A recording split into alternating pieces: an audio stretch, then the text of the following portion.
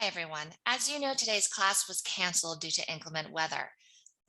When classes are canceled, the college requires a makeup assignment that would take place if the class missed. So typically a video recording and then some sort of assignment to accompany the information in that video is what they suggest, and that's what I'm going to do. So please watch this video in its entirety. When done, head over to Module 2 lesson folder, and there you will find a makeup assignment. That makeup assignment will have fill in the blanks, multiple choice, true, false questions, and it is due before the next class. That is part of the requirement. So it is due Wednesday at 8 a.m. So to avoid having to go back and watch this video several times, I suggest you take notes. I will do my best to outline the different areas that you will need to take notes on as we watch this video. I don't want to make it difficult for you. I realize it is not your choice that the college closed. So I will go ahead and do my best to outline the different things that you need to jot down. Go ahead and grab a notebook and a pen and pencil, whatever you have, in order to take these notes. Also bring these notes on Wednesday as we will review the information. I've also uploaded a PowerPoint as well, so you can print that out and take notes on that. So let's jump right in. Lesson 2, economic environment. Now, last week, you might recall we covered a lot of different things. We talked about the factors of production, the functional areas of a business, and then we also discussed the 6 external forces that shape the business environment. One of those is the economic environment. So we're going to go ahead and talk about economics this week. But not only are we going to talk about it this week, I've actually think that this module is so important for the understanding of all things business related that we're going to actually spend the next 2 weeks talking about economics.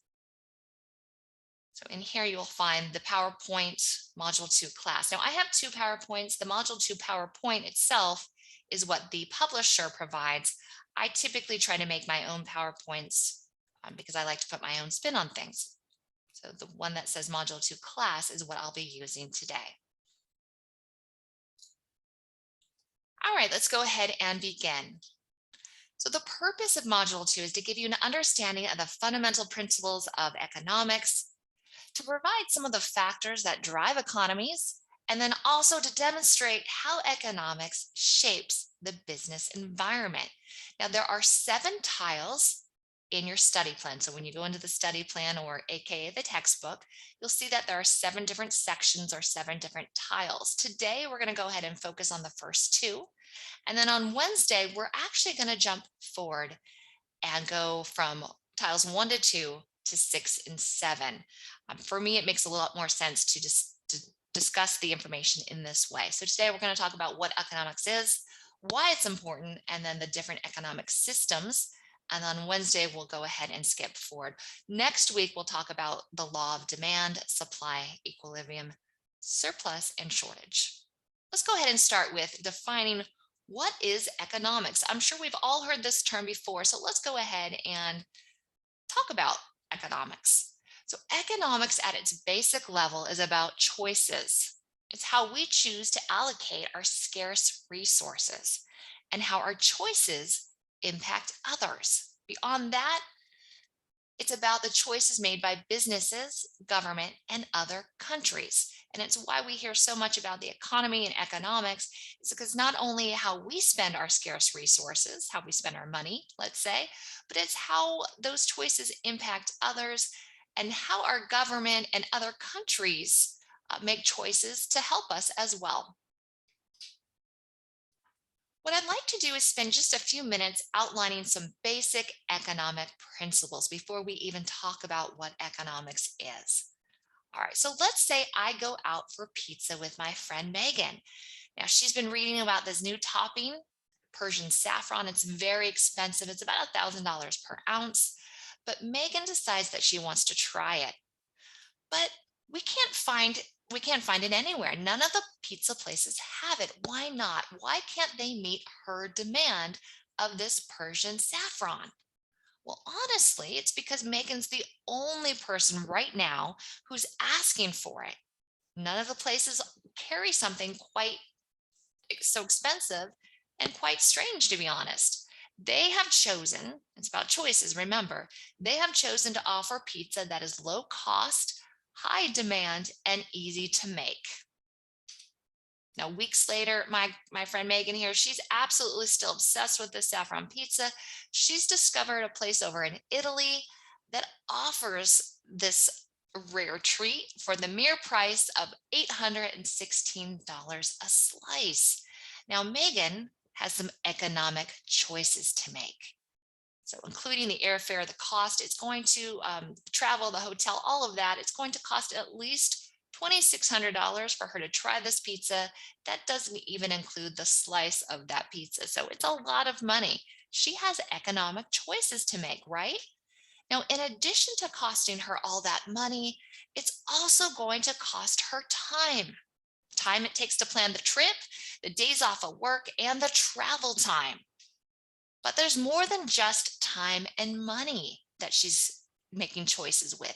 She's also giving up the opportunity to do other things. So while she's planning, traveling, and eating her pizza, Megan is giving up the opportunity to do other things with her time and money. And that's what's known as opportunity cost. So let's back up for a second. We talked about choices she has to make with her scarce resources. We've also talked about opportunity, the things that she's giving up in order to try that pizza. Now, obviously, this is an extreme, unlikely situation, but the choices that a pizza restaurant and people like Megan make every day are great examples of economic decisions. All right, so let's go ahead and jump into the course material. Let's talk about this thing called economic or economist's perspective. Now, this is what you're going to want to jot down here. I'll tell you in just a second. Let me go ahead and talk about it first, and then I'll tell you what to jot down. All right, so the one thing that economists don't do is they don't judge, meaning the choices that Megan makes are her choices and therefore are the right choices for Megan, even if you personally disagree. So this is what I want you to write down. Economist's perspective means the choices people make are their choice and therefore the right choice for them. I'll go ahead and let you jot that down. You might need to pause it and we'll move forward. Whenever you're ready, go ahead and resume. Now let's talk a little bit more about economic principles. You probably didn't realize that you are making economic principle choices every day in your lives because you make choices on how you spend your scarce resources. I am going to guess that some of your scarce resources, and a scarce resource is something that's limited, include time and money. That's most of us, right? We don't have unlimited money, and we certainly don't have unlimited time. You could be Jeff Bezos or Elon Musk, I should say now. I used to use Jeff Bezos because he was the wealthiest, but now it's Elon Musk. Even he has a limited supply of money. Now, he might be a billionaire and he has a lot more money than I do. However, it is limited to him. Also, his time is limited as well. And so these are typical scarce resources that many of us find. We have limited money and limited time. So every day you are making economic choices on how you spend your time and money. Let's go ahead and talk about economic principles for college. I think this is a great example for each and every one of you. You are all attending college for a reason. You're here to better yourself in your career, better yourself in life later on. So attending college is another example of using economic principles. Every single one of you are making choices with your scarce resources. But unfortunately, for some of you, your choices don't align with what you value. Now, hopefully this doesn't apply to anyone in this class, but let me give you an example. Students enroll in courses with good intentions. Nobody starts out the semester thinking, I'm going to fail this class. Yay. No, you all start off with the right attitude. Unfortunately, you make poor decisions throughout the semester that affect your final grade. What happens, again, I don't want to say anyone in this class, but I will say for some students, you make wrong choices. You spend your time doing other things. You give up the opportunity to do well in school, to do anything but your coursework. right? You choose to spend your time maybe going through TikTok videos or Instagram, social media. Some of you like video games. You spend your time doing that instead of doing your schoolwork. And when you spend time doing things like TikTok or video games, you're giving up the opportunity to do well in school. And it all comes down to choices that you're making. All right, let's go ahead and talk about what economics is. We're going to define economics, we'll define scarcity, we'll define opportunity cost according to the textbook. All right, so economics in the textbook, they say that economics is a social science and it studies how people interact with value, meaning how we interact with the production, the distribution, and the consumption of goods and services. So, yes, economics is a social science, just like sociology, psychology, humanities. It studies how we spend our money and how we spend our scarce resources, our time and our money. Now, I like to think that economics is the study of how humans makes decisions in the face of scarcity. Again, scarcity is things that are limited in supply. I love economics. Personally, I think it's fascinating. It really allows us to kind of jump into the human psyche and look at how we are spending the things that we value. All right, so let's go ahead and talk about scarcity for a moment. This is what you're going to want to jot down. So I'm going to talk a little bit about it and then I'll tell you what to jot down here in a second. So the resource that we value, obviously time and money are things that we value, but from a business perspective, those can also include labor, tools, land, raw materials. All of these resources exist in a limited supply. There are simply not enough resources or never enough resources to meet all of our needs and desires. So condition is known as scarcity. So scarcity is resources that we value exist in limited supply. That will definitely be on your assessment. Let's talk a little bit about opportunity cost. This will also be on your assessment. So every time you make a choice about how to use your scarce resource, whether it's time or money, you're choosing to forgo other options. Do you choose the blue door or the red door? Economists use this term, opportunity cost, to indicate what must be given up to obtain something else that's desired. So a fundamental principle of economics is that every choice has an opportunity cost. So opportunity cost is something that must be given up to obtain something else. When you spend your $100 on a new pair of shoes, you're giving up that opportunity to buy something else. When you spend time on social media or video games, you're giving up the opportunity to do your coursework. In addition to, we've defined economics, we've also talked about scarcity, and we've talked about opportunity cost. Let's go ahead and define microeconomics and macroeconomics. Now, this will also be on your assessment. So economics is such a broad field of study that is broken down into two subfields. They divided it in half, micro and macroeconomics. Microeconomics, jot this down, covers topics related to the actions of individuals at the micro level. People and businesses within the economy. So how I spend my money and how businesses are doing, local businesses are doing. So that's microeconomics. Macroeconomics examines the larger economy as a whole, things how we are doing as a country globally as well. It looks at things like the GDP, inflation, growth rates, and trade.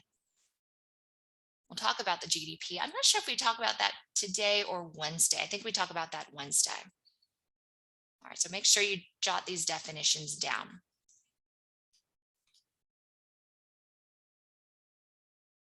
Let's talk a little bit about monetary and fiscal policies. All right, so we know that macroeconomics examines things in the larger economy. So our government has a lot to do with our macroeconomic well-being, right? So macroeconomic policy pursues its goals through two different ways: monetary policies and fiscal policies. So there are two types of policies that affect macroeconomics. The first is monetary policies, and those are policies that affect bank lending interest rates or financial capital markets, for instance. And so our government does get involved to a degree about our different interest rates, right? And our capital markets. I'll give you an example. Years ago, a mortgage rate was around 10%. Now it's down to 2 or 3%. And so the government does get involved and says the lower the interest rate, the more people can afford. And so that will affect our housing industry and the cost of borrowing money. In addition to that, there's fiscal policies, and so policies which involves government spending and taxes. Monetary policies are policies that affect the bank lending interest rates and the financial capital markets, where fiscal policies are policies that involve government spending and taxes.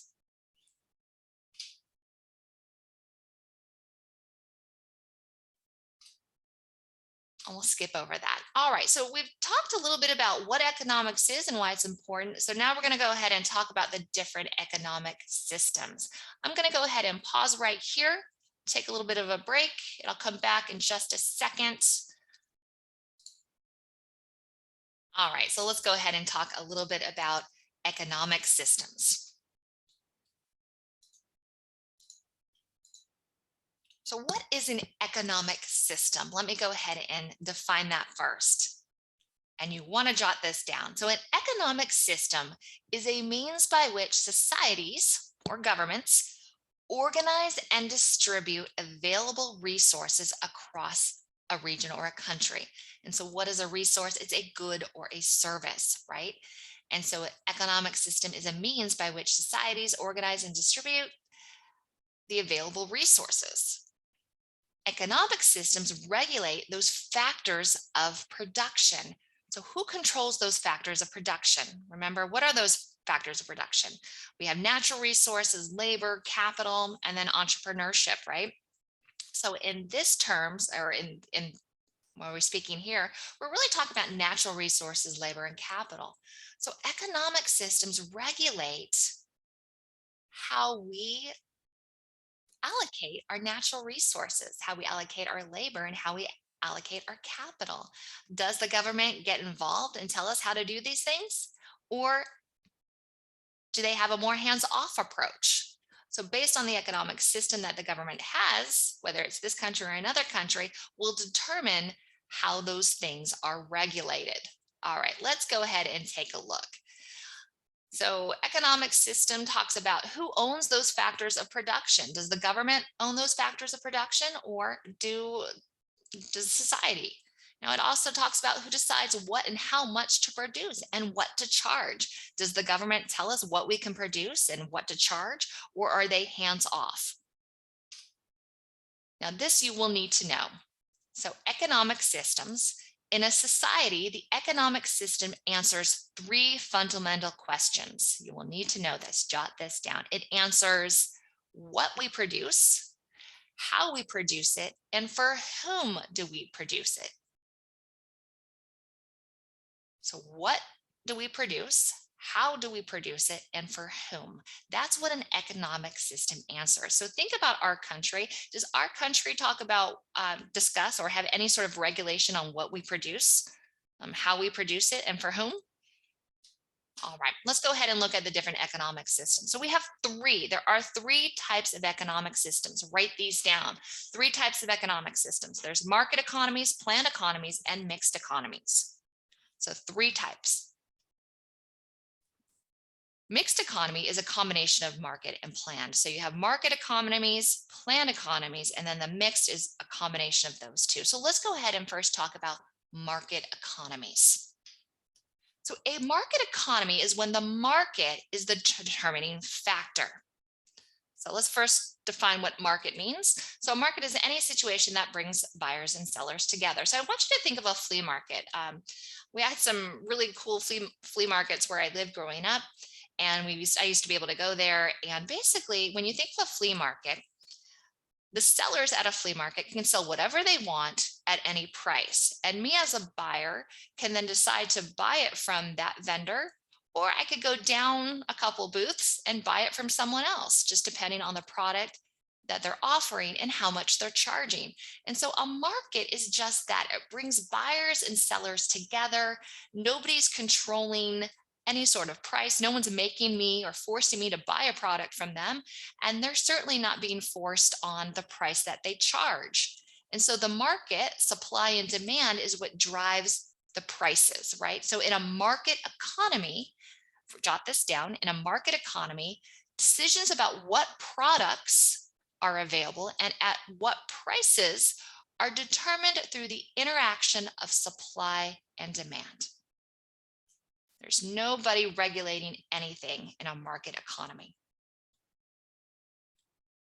So again, just go ahead and jot down market economy. Decisions about what products are available and at what prices are determined through the interaction of supply and demand. The government does not get involved. So a lot of the items we buy fall under a market economy in the US, right?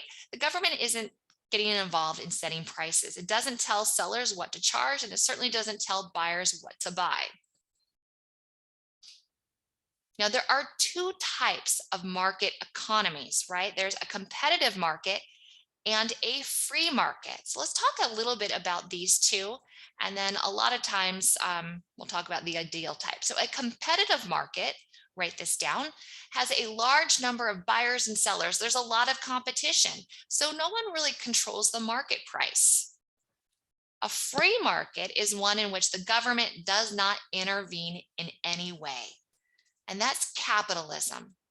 So capitalism is a free market. So free market equals capitalism. So capitalism is just a market in which the government does not intervene in any way, shape, or form.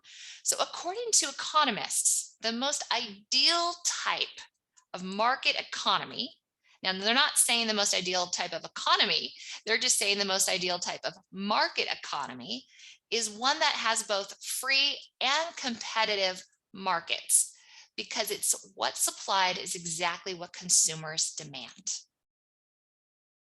And so capitalism falls under market economy.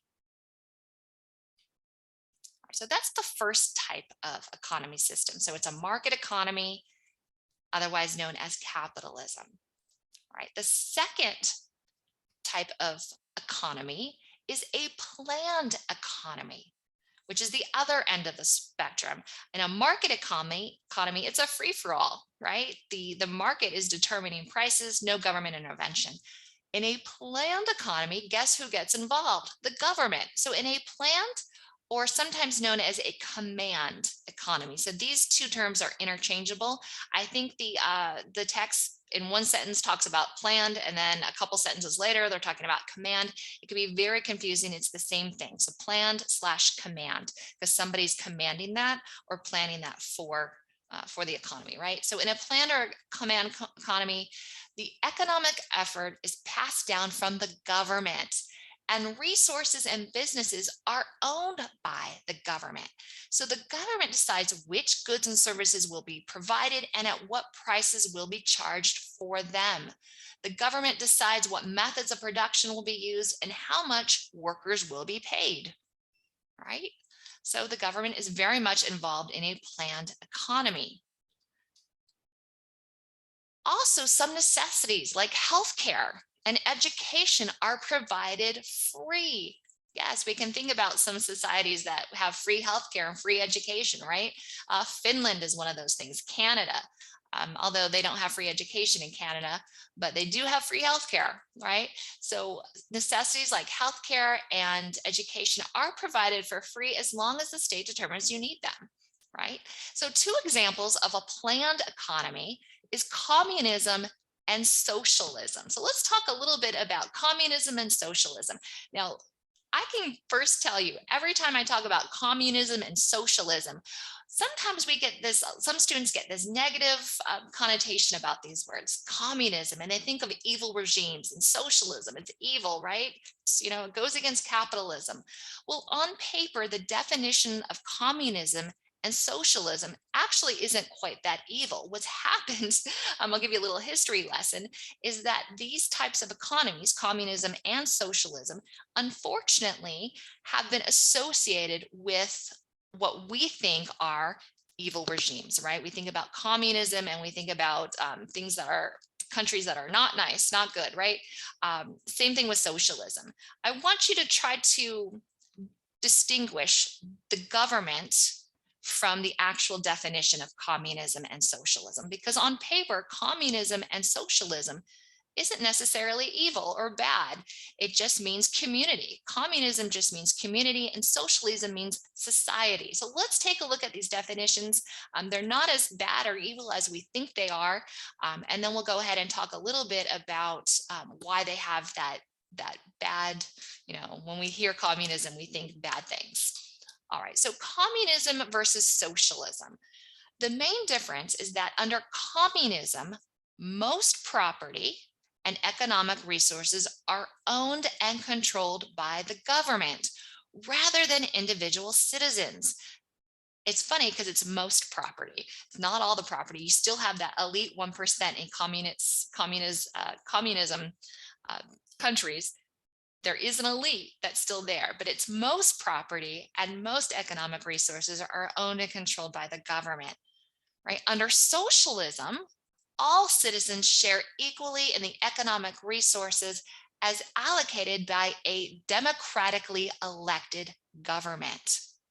So both socialism and communism place great value in creating a more equal society, and they remove class privilege. They want everyone to do well. So instead of having extreme poor and extreme wealth, what both communism and socialism try to create is an equal society, a middle class for all access to healthcare, all access to education, that everyone has access and the same opportunities, and so that you can all live well instead of having the extremes like we see in not only in this country but other countries.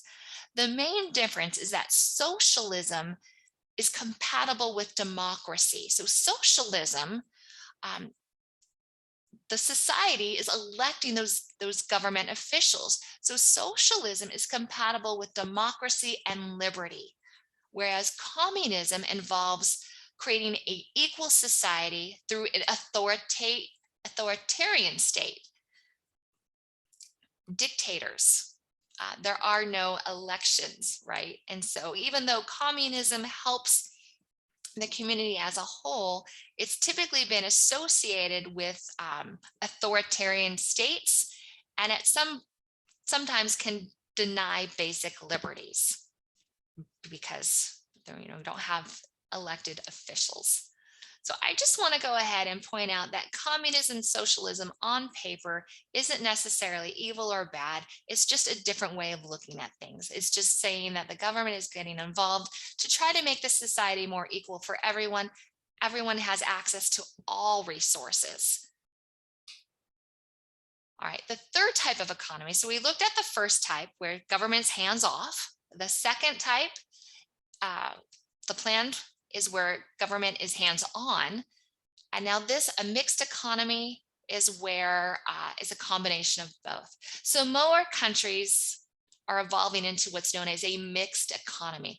It has characteristics of more than one system. So it involves aspects of the market economy and then some aspects of the planned economy. Right. So my question to you is the United States a market economy? Are we capitalism? Are we a planned or command economy? Are we socialism?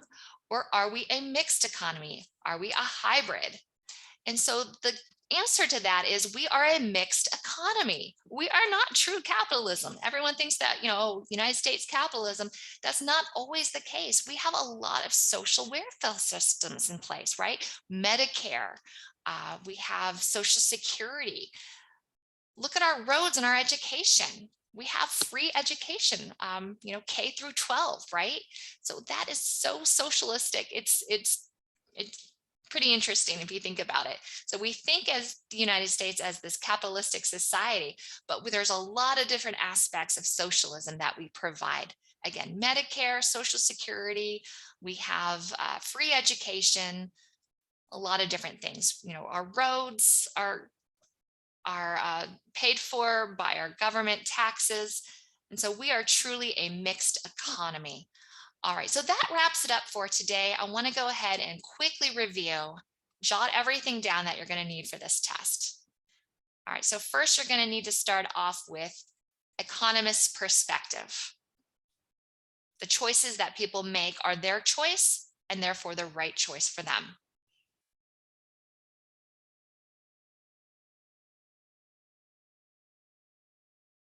So economics is a social science that studies how people interact with value, in particular, production, and the consumption of goods. You'll need to know the condition of scarcity, that resources that we value exist in limited supply. You'll need to know the definition of opportunity cost. So opportunity cost is a fundamental principle of economics that every choice we make, we are giving something up. There are two types of economic studies. There's microeconomics and macro. Micro covers topics related to actions of individuals, people, or businesses within the economy. Macro examines the larger economy and the broader issues. Macroeconomic policy pursues its goals through two things: monetary policies and fiscal policies. Monetary policies are policies that affect bank lending rates and financial capital markets because it deals with money. Fiscal policies are policies that involve government spending and taxes. There are three economic systems. So an economic system, you'll need to know this, is a system by which societies organize and distribute the available resources, and they regulate the factors of production. Economic systems answer three questions: what we produce, how we produce, and for whom do we produce it. Market economies, there's three types of economic systems. There's market economies, planned economies, and mixed economies. Also, I just want to throw in there, I'm going to throw a random question in here. My favorite color is purple. So I'm going to throw in a question that talks about my favorite color. What is Professor Peter's favorite color? It's purple. I just want to throw that in there just to see if you're watching this video or not. So purple is my favorite color. All right, so the three economic systems: market, planned, and mixed. The first, market, is what's otherwise known as capitalism, falls under market economy. And in a market economy, decisions about what products are available and what prices are determined through the interaction of supply and demand, and the government does not get involved. A planned economy or a command economy is when the government decides which goods and services will be provided and at what prices they will charge for them.